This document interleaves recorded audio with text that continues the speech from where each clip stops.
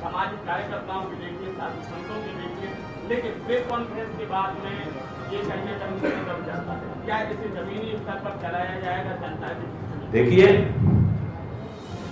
यही तो कह रहे हैं कि बहुत देखा है ना, यही तो कहते हैं लोग कि सबको देखा बार बार, हमको देखो एक बार। तो बात देखने की नहीं है, बात यह है कि हम कहां तक चलते हैं। देखिए, हमने 66 का जो आंदोलन जिसका उल्लेख अभी पत्रकार बंधु ने किया, 66 में केंद्र की सरकार ने गोलियां चला करके गौ भक्तों को भून दिया।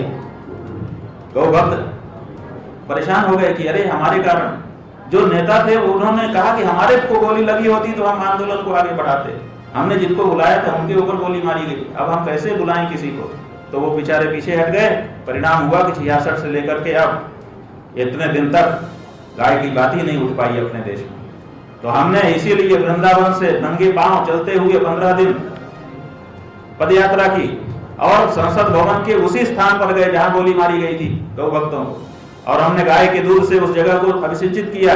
और वहां पर हमने संकल्प लिया है कि आपका जो बलिदान है वो व्यर्थ नहीं जाएगा, आप जिसके लिए संसद के पास आए थे उस कार्य को हम कराएंगे। और हम मठ छोड़ करके निकले हैं, भारत के हर प्रदेश में जा रहे हैं। उन प्रदेशों में भी हम गए जहां हमारा विरोध किया गया। आपको पता है, उत्तर पूर्व के राज्यों में हम गए, वहां पर राजनीति होने लग गई। दुख हुआ हमको, आश्चर्य हुआ हमको।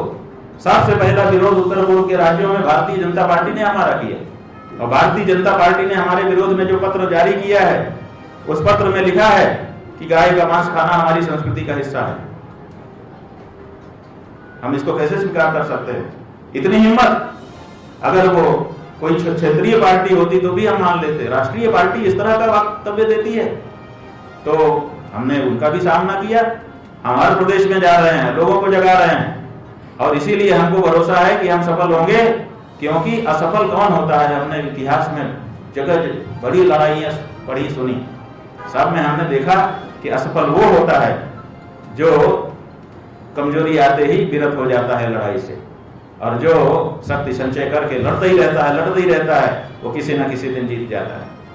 तो हम इसको छोड़ेंगे ही नहीं जब तक जीतेंगे ना, और जब तक जीतेंगे नहीं, जब छोड़ेंगे नहीं, तो आखिर एक न एक दिन हमको विजय मिलेगी और हमारी माँ के रूप में पुकारी जाएगी।